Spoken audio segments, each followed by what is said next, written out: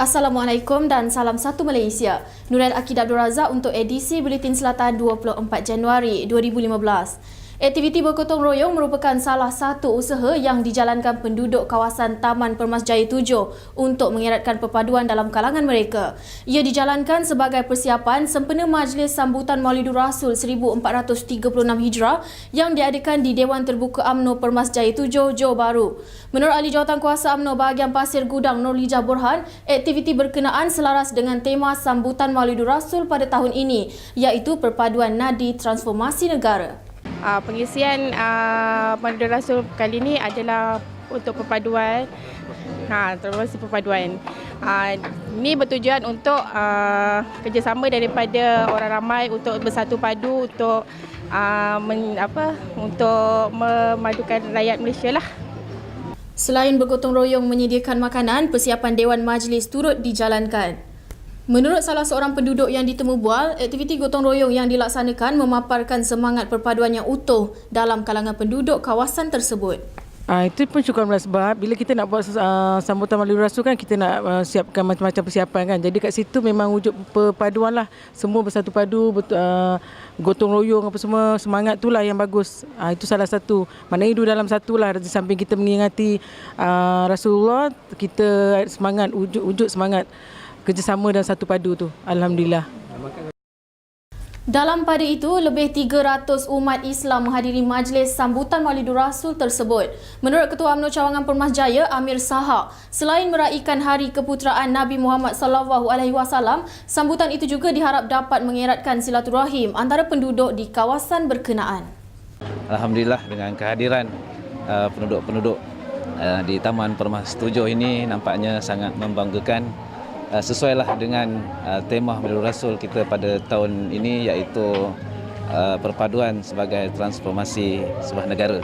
Jadi untuk tahun ini saya mengharapkan perpaduan yang lebih erat di masyarakat, khususnya di Permas 7 ini dan amnya di seluruh negara, terutama di Johor ni. Mudah-mudahan harapan kita agar masyarakat lebih baik, lebih sempurna kehidupannya untuk masa akan datang. Majlis tersebut merupakan anjuran Balai Islam UMNO Cawangan Permas 7 dengan kerjasama Jawatankuasa Kemajuan dan Keselamatan Kampung JKKK Permas 7. Antara pengisian program yang dijalankan termasuklah ceramah bertajuk Cinta kepada Rasul yang disampaikan oleh Ketua Penolong Pengarah Zakat Baitul Mal dan Wakaf dari Majlis Agama Islam Johor, Mustafa Omar. Selain itu, hadir sama ialah Timbalan Ketua UMNO bahagian Pasir Gudang, Abdul Rahman. Saya mengucapkan tahniah kepada penganjur pada majlis-majlis ini, walaupun Ustaz tu tidak bercerita keseluruhan tentang Nabi, tapi apa yang disampaikan itu sangat-sangat memberi manfaat kepada kita sebagai orang Islam lah. Satu ingatan yang jelas dalam keadaan sesuai untuk masa kini. Majlis turut diserikan dengan persembahan nasyid dari kumpulan Al-Jannah. Jabatan Kemajuan Masyarakat Kemas Negeri menyasarkan 100% tenaga pengajar Taman Bimbingan Kanak-Kanak Tabika memiliki diploma pendidikan dalam tempoh beberapa tahun lalu bagi memberi pendidikan awal yang terbaik. Timbalan Pengarahnya Abdullah Morad berkata pada masa ini, lebih 60% daripada 1,200 guru kemas berkelulusan diploma, manakala selebihnya sedang mengikuti pengajian tersebut di Institut Pengajian Tinggi IPT secara berperingkat-peringkat. Memetik laporan utusan online, Kemas bekerjasama dengan IPT dalam memberi ruang kepada tenaga pengajar untuk melanjutkan pengajian mereka.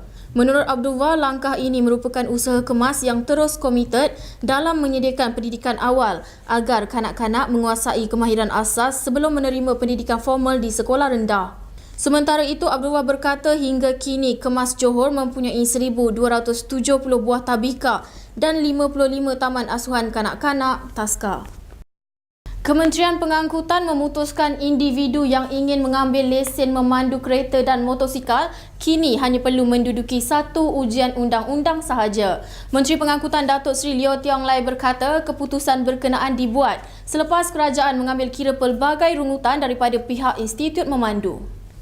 Menurut Datuk Seri Leo Tiong Lai, ketika ini mereka yang ingin mengambil lesen kereta dan motosikal perlu mempelajari modul kereta dan modul motosikal berasingan serta menduduki 2 ujian berasingan. Beliau berkata pihaknya sudah meminta Ketua Pengarah JPJ untuk mengeluarkan arahan berkenaan kepada semua institut memandu dan diharapkan keputusan berkenaan dapat memudahkan golongan muda mendapatkan lesen memandu masing-masing. Ke berita tempatan lain, Kumpulan Wang Simpanan Pekerja KWSP membenarkan pencarum yang kediaman mereka terjejas banjir baru-baru ini untuk mengeluarkan simpanan daripada akaun 2. KWSP dalam satu kenyataan memaklumkan pencarum mempunyai pilihan untuk membuat pengeluaran perumahan berdasarkan prosedur semasa KWSP. Bagi ahli yang tidak pernah membuat pengeluaran perumahan dan berhasrat membina semula kediaman yang musnah akibat banjir, boleh berbuat demikian dengan memohon pengeluaran membeli atau membina rumah. Pengeluaran tersebut dibenarkan sekiranya rumah pertama telah dijual atau berlaku pelupusan pemilikan. Menurut KWSP, bagi melayakkan pengeluaran membina rumah kedua, pencarum perlu mendapatkan surat pengesahan daripada Majlis Perbandaran, Majlis Daerah atau penghulu bahawa rumah pertama mereka yang dibeli atau dibina melalui pengeluaran perumahan KWSP telah musnah akibat banjir. Untuk maklumat lanjut, ahli boleh mengunjungi mana-mana cawangan KWSP. Ahli juga boleh melayari laman web KWSP atau menghubungi pusat panggilan KWSP seperti yang tertera. Ke perkembangan lain, sebarang bentuk peralatan komunikasi tidak dibenarkan dibawa masuk ke dalam lokap termasuk oleh anggota dan pegawai polis yang bertugas. Demikian menurut Timbalan Ketua Polis Negara Datuk Seri Nur Rashid Ibrahim.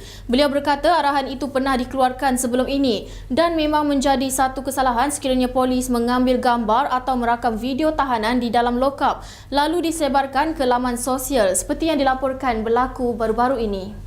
Beliau mengulas rakaman video berdurasi 1 minit 23 saat yang tersebar di laman sosial memaparkan seorang penyanyi lelaki sedang menyanyikan sebuah daripada lagu popularnya dalam keadaan tangan digari ketika dalam tahanan.